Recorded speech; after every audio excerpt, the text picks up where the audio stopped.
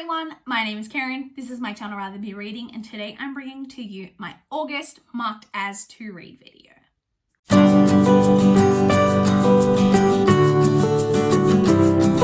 So in case you're new here, my marked as to read videos is a video that I do each month where I just talk about all of the books that I heard about over the past month that I was inspired to mark as to read on Goodreads. So it's not a TBR, it's not a haul. I may get to some of these in the next few months if I find copies of them or have copies of them, or I may not get to them for 17 years. Who could say? But they are books that I'm very interested in reading at some point in my lifetime. So let's chat about what the books are, where I heard about them, and what they're about, and let's jump straight into them. So I actually marked 16 books as to read in August. So the first one that I marked as to read is All of This Is True by Lygia de Penaflor, I think. This one is one that I heard about from my friend Mel, who used to have a BookTube channel. And she was talking about this. This is actually her favorite book of 2020 so far, but that it has a really low average rating. Like the average rating is like a 3.3. And it's YA, and I believe it's like kind of a thriller in some way. It's about a group of teenagers who who go to like a book signing. They end up forming a friendship, like a relationship with this author who they all really, really love. But I think it's like all a bit sinister. The author's maybe not what she seems on the surface. She's quite manipulative and like uses her like power as like a someone that they look up to manipulate them in some ways and things. I'm not really sure, but it sounded interesting, and the fact that Mel really enjoyed it, that it had a really low average rating, just tickled my interest. The next one I heard about from Amy Sterling's channel, and that is The Roommate by Rosie Dannon. So this one is a romance, and it's about a girl who moves cross-country for some reason. So I think she comes from like quite a wealthy, like highbrow family, and she moves cross-country, and she ends up, and she has plans to, I think, room with a friend of hers that she had, but something happens and she ends up rooming with this guy that she doesn't know, who I believe turns out to be a porn star. And we go from there. I was just very intrigued by that. I was like, wait, he's a porn star? Like, what do you mean? I was very intrigued by that, and so I marked that one as to read. I don't even know if this is like super, super smutty, or if it's not. I don't mind either way, but I'm interested.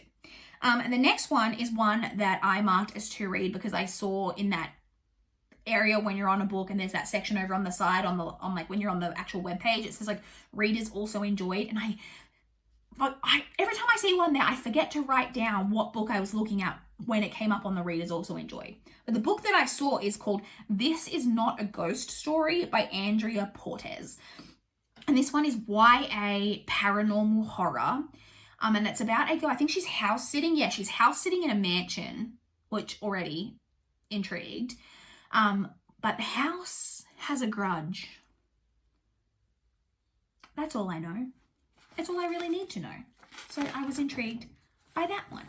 The next two I heard about in a video that Simon from Savage Reads did with his mum. And I love the videos that Simon does with his mum. The first one is called Wolf Hollow by Lauren Walk. This one is actually like historical, I think it's like middle grade / YA. And it's about we're following a girl, and she's at school, and a new girl actually starts at the school, and it's not like a friendship though. The new girl like immediately starts bullying I think a lot of people but the main character, and then that bully girl also accuses like this local war veteran because I think it's historical. I think it's set like kind of post World War I, World War II, and he's a veteran, and she accuses him of like this horrible crime, and then she goes missing, or the man goes missing, someone goes missing. I don't know. I was intrigued. And then the next one that I heard about from that video was Mary Riley by Valerie Martin. And I'm not going to lie, it might partly be to do with the fact that I just love the name Valerie Martin. The name Valerie Martin screams the original Beverly Hills 90210. Does it not? Anyone who used to watch the original Beverly Hills 90210, does that name just not sound like the exact name of a character from that show? It might be because I know that Donna Martin, because Donna Martin graduates. I'm really aging myself in this video. I know that obviously Donna's surname was Martin in that show. And was there not a character named Valerie? There may have been. Anyway, that's completely irrelevant. This is a fictional account of the housekeeper from Dr. Jekyll and Mr. Hyde. And I was very intrigued by that. despite the fact that I haven't read Dr. Jekyll and Mr. Hyde, which I definitely need to do before I read any kind of like retelling, you know, inspired by whatever. So I need to read the original Dr. Jekyll and Mr. Hyde at some point, but I was definitely intrigued by that synopsis. The next one is one that I came across on NetGalley. I probably wished for it or was not approved for it, I'm not sure, but it's called Perfect on Paper by Sophie Gonzalez. And this is a YA, and it's about a girl who is running this secret like love advice business at her high school, but she's been using it in not the best manner, in that her best friend, who's female, so I believe she's in love with her female best friend, and her best friend doesn't know that she's the one behind this like love advice column or love advice business, and she's been using it to like manipulate the friend, I think, to try like fall in love with her. And then one day the like really popular boy in school sees her like collecting the letters and realizes that it's her and starts to blackmail her into helping him with his love advice, or he'll like reveal that she's like this secret like love doctor. I was very intrigued by that plot. It just sounded like a lot of fun, and I like that it seems to be a maybe female, or maybe the main character is bisexual or pansexual or something in some way, and the relationship is with the boy. I'm not sure, but I'm interested. The next one is one that I saw on a Goodreads blog post about the big books of fall, or maybe the big books of spring, depending which hemisphere you live in, just saying. And the book is Plain Bad Heroines by Emily M. Danforth. Now, Emily M. Danforth is the author of The Miseducation of Cameron Post, and I believe this is her adult debut. And it's a horror comedy about a cursed New England boarding school. I didn't really need to know anything else apart from that. But then also, just in case you need something extra, it's apparently also sapphic. So what else do you need to know? The next one also came from a Goodreads blog post, and this one was from just one of their posts that they do quite regularly about books that are recently like hitting shelf, that are recently being published.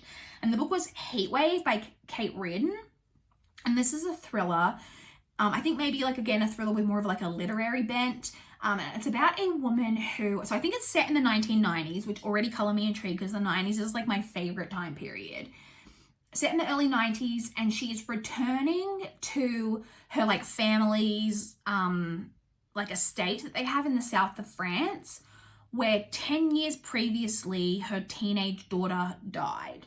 And I believe she's got like a new daughter, like a young daughter that she's also taking with her, but her daughter doesn't know anything about the first daughter, and she's kind of keep secrets from her daughter, but there's all kind of secrets and intrigue, and then also like what happened to the daughter. I'm not really sure. It sounded interesting. The next book is one that I heard about from Gabby over at Gabby Reads, and that is The Bright Lines by John Fram. So this is like a mystery horror, and it's set in small town Texas, and I believe it's about the star quarterback of like the football team goes missing.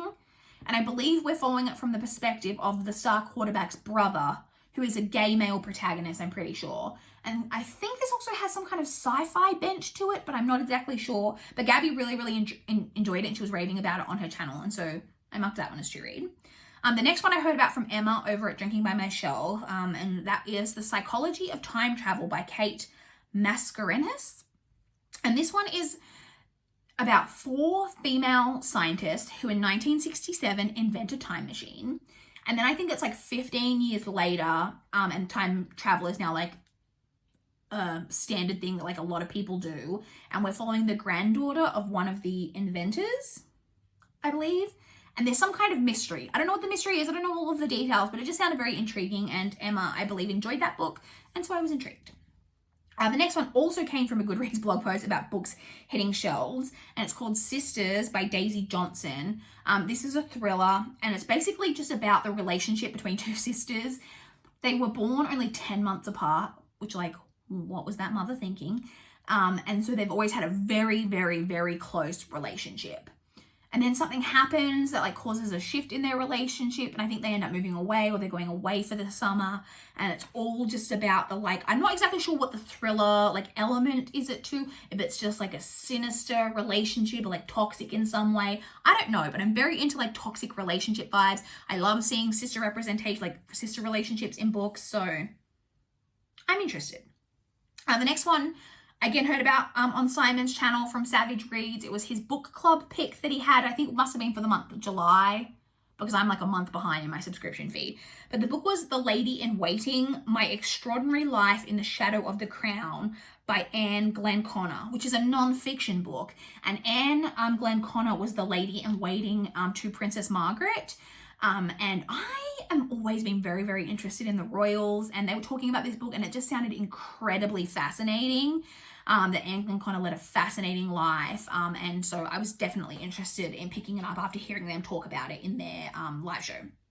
The next two books are another two that I saw on NetGalley, and the first of those is Pride and Premeditation by Tirzah Price. So this is a Pride and Prejudice mystery. It's YA. And if you saw recent videos, I read Death Comes to Pemberley recently, which is like a Pride and Prejudice murder mystery. And I was so bummed because I was saying like Pride and Prejudice and murder mystery combined sounds amazing. But I was really disappointed in that book. But then I saw this one and I was like, here's another chance. This one's YA though, and it follows a 17-year-old Lizzie Bennet, who I believe wants to be a lawyer. And she really wants to be a lawyer. And in order to like prove that she has what it takes to be a lawyer or whatever, she decides that she's going to solve this society murder that has taken place. And I believe that the lawyer for the man who's been accused of the murder is none other than Mr. Fitzwilliam Darcy. That sounds amazing. I'm so pumped for that storyline. The next one is that I saw on NetGalley is The Initial Insult by Mindy McGuinness. So this is a YA mystery, and it's about this girl whose parents went missing when they were driving her best friend home. So I think like her best friend had been out of her house for something, and their parents go to drive her home, and her parents never make it home. And I believe we're following her perspective and also the best friend's perspective, and the best friend's been keeping some kind of secret about it. But it all goes down and everything comes up, and the big showdown about all of this happens, all the secrets are revealed at a Halloween costume party. Yes, please. Sounds amazing. The next one is one that I saw on Books and Lala's channel, and that is Follow Me to Ground by Sue Rainsford. This one is fantasy horror, I believe, and is about a woman who, her and her father have some kind of like healing abilities, but it's like really like dark. Like the way that they heal is they'll like crack open people's bodies and like put their hands in their insides or like bury them in the ground, and all of these like really like weird rituals. And then I believe that something happens as some kind of romance that the girl has with like a guy that she meets from the town, but then that causes some kind of issues, and it's all like really dark and weird, and I don't know, it just sounded very, very intriguing. And then the final book that I marked as to read this past month was based purely off hype, and that is Burn Our Bodies Down by Rory Power. And I'm sure you've all heard of this book. Now, I was a little bit torn about this because Wilder Girls by Rory Power came out, I believe, last year. And people were raving about it, and it was hugely hyped. And I, for some reason, couldn't have been less interested. I don't know why. It's like one of those books that if I saw it cheap, like secondhand, I would pick up, or like if it came across on like a Kindle deal for like a couple of dollars, I'd be like, okay, I'll buy it and give it a go. But there was something about that plot that I just really, really didn't interest me. And I can't tell you what it is. I just don't know. It's just something about it that just made me go, I don't know. And then for some reason, even though the plot of Burn Our Bodies Down sounds 100% up my alley, for some reason, the fact that I wasn't interested in Wilder Girls made me go, well, would I really be interested in this? I don't know. I've got some weird block with Rory Power's books.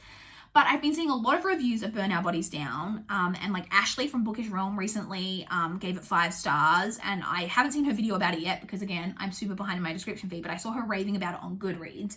And so I was just like, I need to check this out because the synopsis does sound right up my alley. So it's a YA thriller, like horror thriller, about a girl who...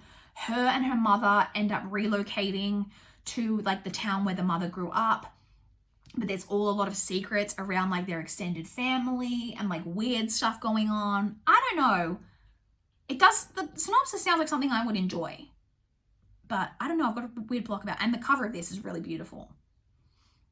But yeah, I was not sure, but I am intrigued, and so I marked it as to read. So that's it. Those are the books that I marked as to read in the month of August. I would love to chat with you guys in the comments down below. If you have read any of the books, I don't even know. Not too many of these are past releases. A lot of them are upcoming releases. But anything that's not published yet, I will have the publication date on the screen for you guys. I will also have a link to the books. If there's not a place where you can purchase it, I'll put a link to the Goodreads page. I will also have a link down below to the channels that I mentioned in this video in case you want to check out people that I got recommendations from and you want to check them out and maybe subscribe to them. I'll leave links to the channels down below as well. So yeah, I would love to chat in the comments down below if you have any thoughts on any of these books, or if you have any more recommendations for books for me that you think that I might enjoy. I would love to know that. Please like this video if you liked it. Please subscribe if you want to see more from my channel. That is all I have for this video today. Bye guys.